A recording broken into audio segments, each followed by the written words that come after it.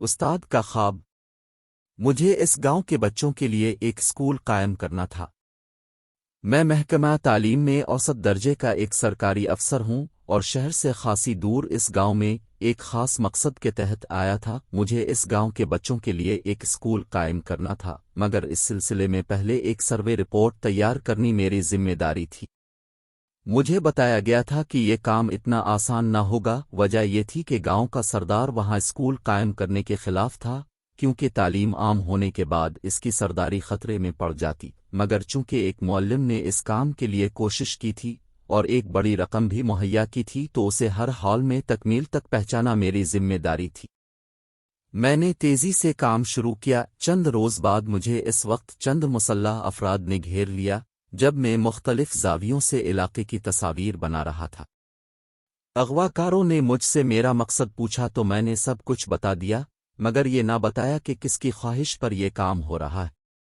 پستول کی نالی میری کن پٹی سے لگی ہوئی تھی۔ اغواکاروں کا رویہ انتہائی سخت تھا، مگر وہ جو چاہتے تھے میں نہیں کر سکتا تھا۔ آخر اغواکار نے ٹریگر پر انگلی رکھی اور پوچھا، آخری بار پوچھ رہا ہوں، اس منصوبے کے پیچھے کون ہے؟ بتاؤ، ورنہ گولی مار دوں گا۔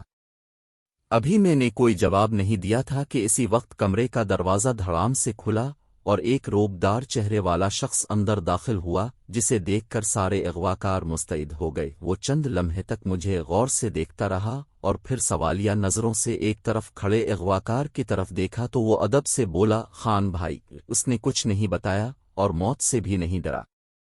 اور پیسے کی کوئی بات نہیں کی ہے۔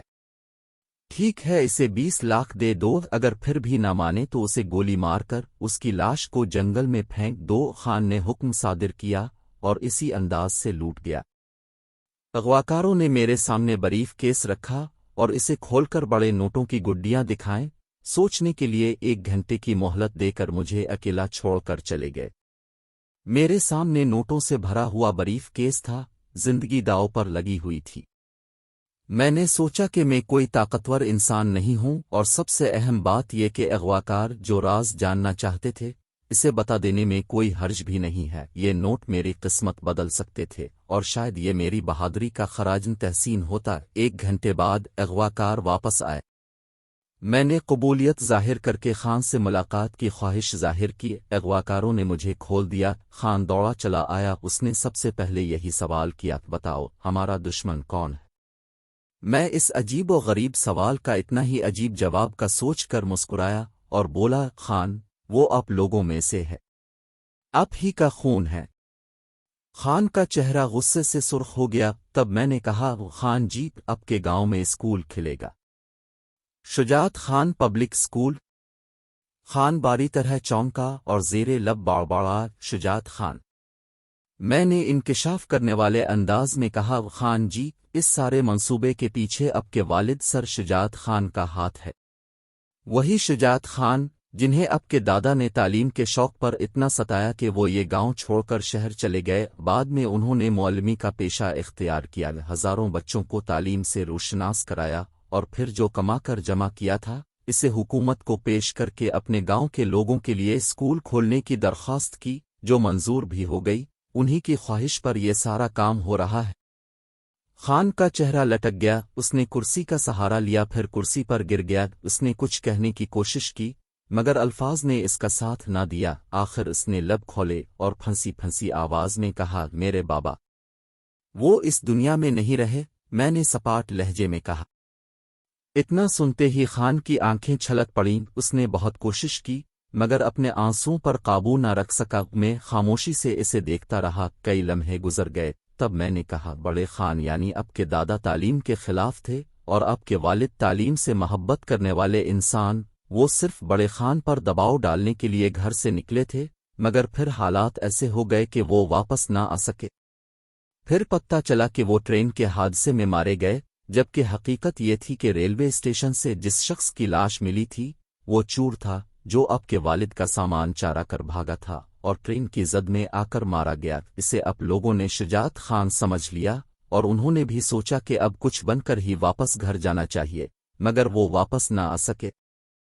کاش پتہ ہوتا کہ وہ زندہ ہیں خان تعصب سے سر پٹخنے لگا، میں چپ چاپ اسے دیکھتا رہا، پھر بولا، اب آپ کے دادا بھی دنیا میں نہیں رہے، نہ والد، اب فیصلے کے مجاز ہیں، میں ایک معمولی سرکاری اہلکار ہوں، میرا کام ختم ہو چکا، آگے حکومت جانے، اب جانے، مجھے جانے دیں۔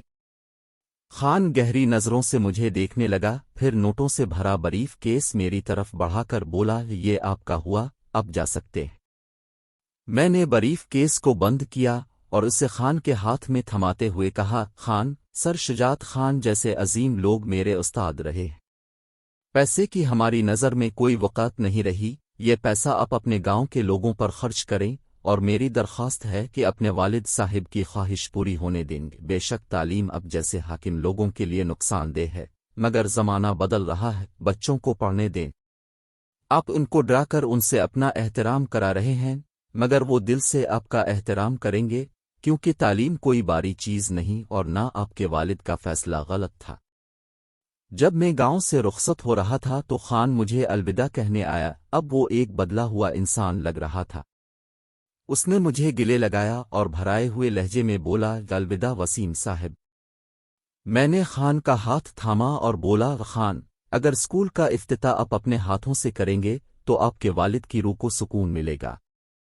میں ایسا ہی کروں گا، خان نے مضبوط لہجے میں کہا۔ اور پھر جب تک میری جیپ خان کے نظروں سے اوجھل نہ ہو گئی وہ دیکھتا رہا اور الوداعی انداز میں ہاتھ ہلاتا رہا، اور مجھے یقین تھا ہم جلد پھر ملیں گے، جب کچھ عرصے بعد اس گاؤں کے پہلے اسکول کا سنگ بنیاد رکھا جائے گا۔